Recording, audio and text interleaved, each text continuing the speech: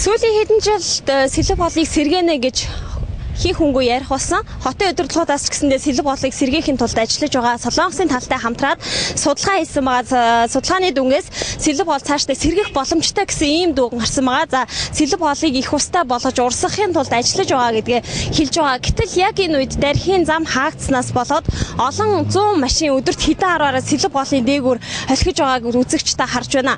Жолооч нарын хувьд хэдийгээр байгаль орчноос сүйтгэж байгаа ч гэсэндээ өөр ямар ч зам байхгүй учраас аргагүй ихэнд явж байна гэдгээ хэлж байна. Тэгэхээр яг одоо энэ дээшээ гарахын тулд жолооч нар маш их одоо хүндрэлтэй тулж байна гэж хэлж болно. Машины хувьд бол доод дийдээ ингээ зохихоос ахуулаад олон хүндрэл байгаа гэдгийг хэлж байна. За гэхдээ өөр ямар ч замаар явах сонголт байхгүй учраас долоо буудлын замын хувьд явхад бол маш их ачаалттай төвжрэлтэй байгаа учраас арга буюу энэ замыг сонгож байна. Машинаа чивдэж байна, байгалаа сүтгэж байна гэдгээ хэлж байгаамаа. Цаасаар зам хойноос зам хаачих. Энийг өөр гэхээр машин явдаг долоомод төвжрээд тэгээд энийг өөр машин зэрэг явдаг. Сая хүртэл намаад углаад өглөө янзлж сайл гарч намаа голж байгаа. Юу аим хэцүү байгаа зүгээрс нь. Та нар харж байгаа зүгээрс. Зам хааснаас болоод энэ замыг сонгож явахаас өөр арга байхгүй нэг. Арга байхгүй шүү дээ. Ямар ч гарах боломж байхгүй. Дугуйнаас ахвал ингээл хүндрэлтэй шин гарах гэж хэцүү шүү. Энэ талаар бол уулаар гарахаас өөр арга байхгүй. Уулаад гарч дийлэхгүй шүү. Энэ байгаль орчноос хамгаалахгүй бол бас эхлээд бас эн чин зам тавих гэж байгаагаа хэлээд бас хэд хоногийн өмнө зам хаана тэргээр явах хэвээр энэ төрөнд бас маршрут гаргах хэрэгтэй шүү дээ. Тэгээгүү шууд зам хаагаал. Тэгээд ингээл улсуудыг бухимдуулаад тэрэг мэргээ эвдээл ингээл зам ингээл явна гэдэг чинь бас хэцүү л байна л да.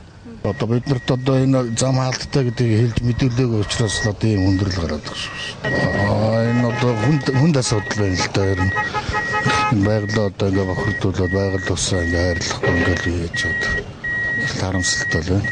30-аад минутын зогсож байна. Одоо цаашдаа яаж гарах гэж бодож байна? Одоо буцаал тойрж явахгүй бол энийгээр гарахгүй уус. Энэ заман чивдэрсэн тэгээ зам амаар засахгүй надад. Бас энэ зам ангийн хантаад энэ ажил хийх болох шиг байна.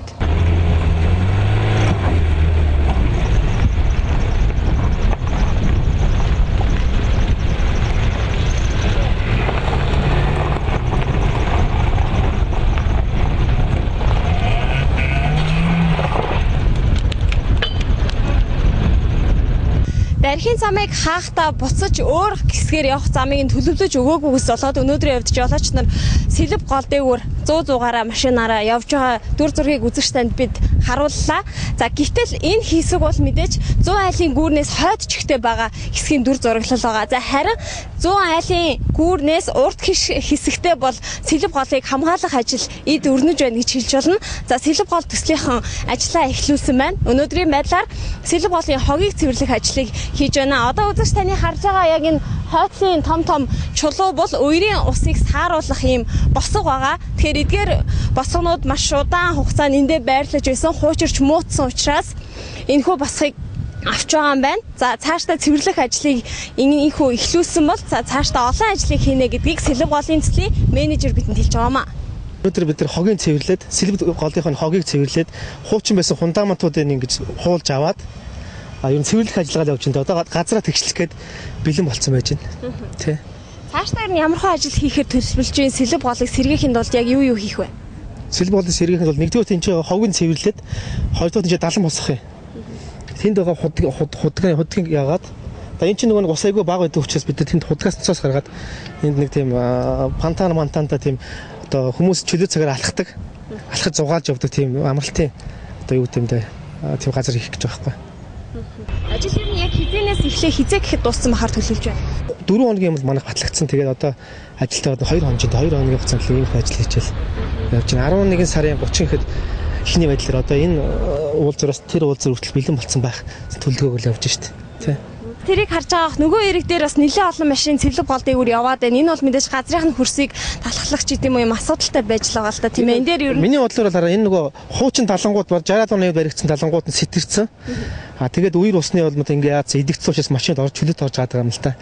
Энийг л ер нь засахын төлөвийн сэлэг нөхцөл чинь явж байгаа шүү дээ. Тэгэхээр энийг илүү өндөрлөөд илүү сайжруулад доошоогоо гүн ухаад ингээд ус урсдаг болчих юм бол тийм машин гарах одоо юу л болчих. Энэ бас сэлбэг голын бохирдолтоос энэтэй холбоотой ах гэж бодож.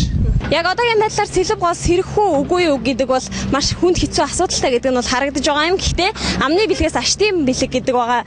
Сэлбэг голыг урсаасаа гэж нийсчүүд бүгдээрээ хүсэж байгаа. За гэхдээ нэг гүүрний хоёр тал болж байгаа ийм зөрүүтэй зохицолтгоогүй үйл явдлыг цаашд нь зогсоох тал дээр анхаарахгүй бол сэлбэг гол сэргэнэ гэдэг магадгүй үлгэр ажиллах юм аа. Ариучлал Батбаатар нар мэдээллээ.